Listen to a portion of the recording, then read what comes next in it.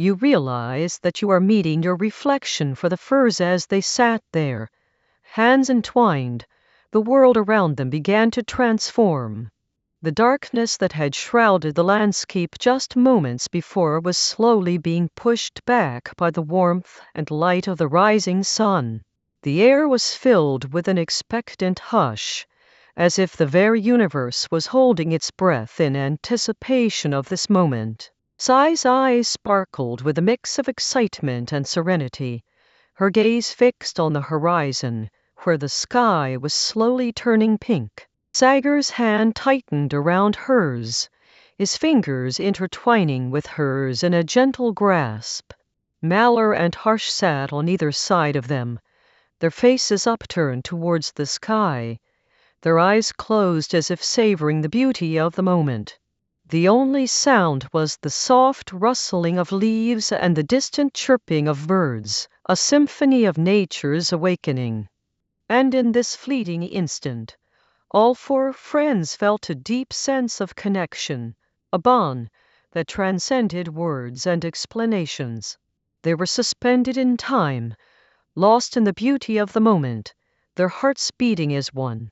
The silence was palpable, a living, breathing entity that wrapped itself around them like a warm blanket.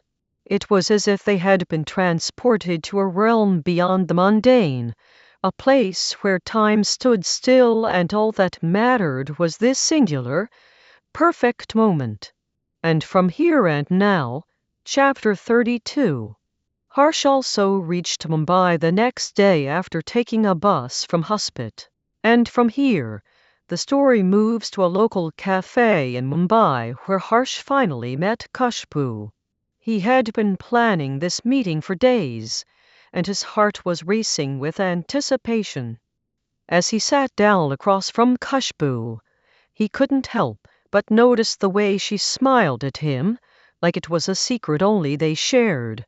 But little did he know, their conversation would take an unexpected turn.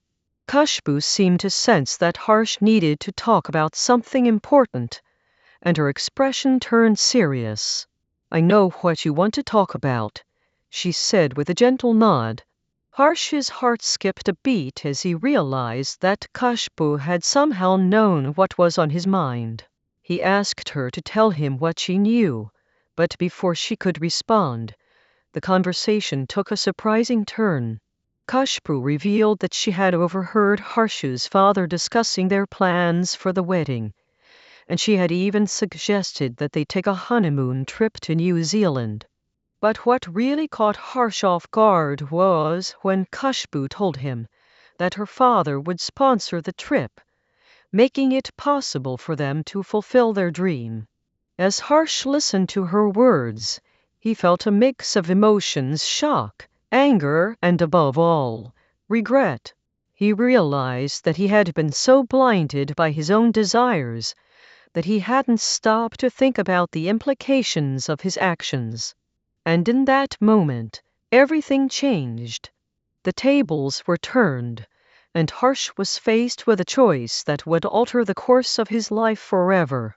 And now, chapter 33. When Malor closed her eyes, everything was just about him. And from here, Malor's world crumbled further. She couldn't shake off the feeling of emptiness that had taken over her life. Every day felt like a struggle to breathe, every moment a reminder of what she had lost. The pain was suffocating, and she didn't know how to escape it. Her mind was a maze of questions. Why did he leave me? What did I do wrong? Can I ever go back to the way things were before? But with each passing day, her doubts only grew stronger. She felt like she was drowning in a sea of despair, and there was no lifeline in sight. Her best friend Sagar tried calling her, but she ignored his calls, refusing to face him or anyone else for that matter. The weight of heartache was crushing her, and she didn't know how much more she could take. As the days turned into weeks, Malor's physical health began to deteriorate, her once fit body now weighed down by the emotional burden she carried. She stopped taking care of herself, Her hair grew long and unkempt, her eyes lost their sparkle, and her smile was a distant memory. But amidst all this chaos, one thing remained constant: her love for Harsh. It was a flame that burned brighter with each passing day, a fire that consumed her every waking moment. And yet, she couldn't help but wonder if it was worth fighting for. Was their love strong enough to overcome the obstacles that lay between them? Or was it just a fleeting dream that had vanished into thin air? And now, chapter 34. A month passed.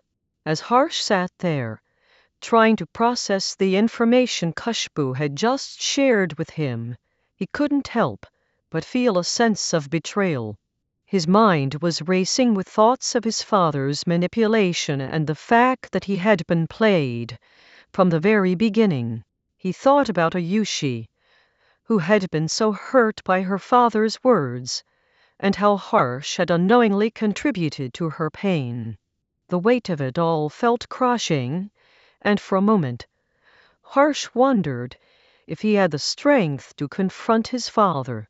But then he looked at Khushbu, who was holding his hand with a look of determination on her face.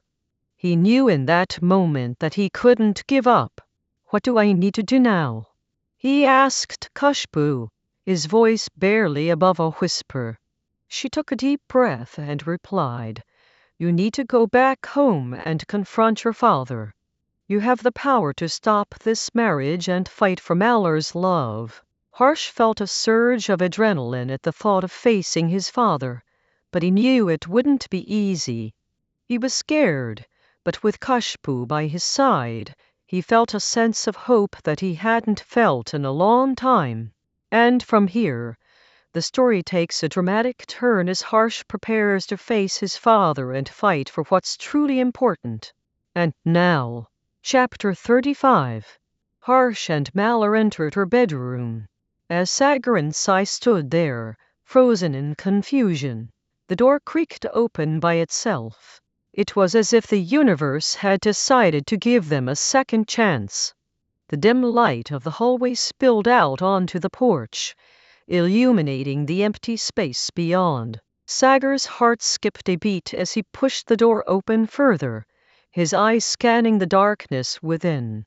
Sai followed closely behind, her hand on his arm, a silent reminder that they were in this together. The air inside was heavy with tension, like the weight of unspoken words.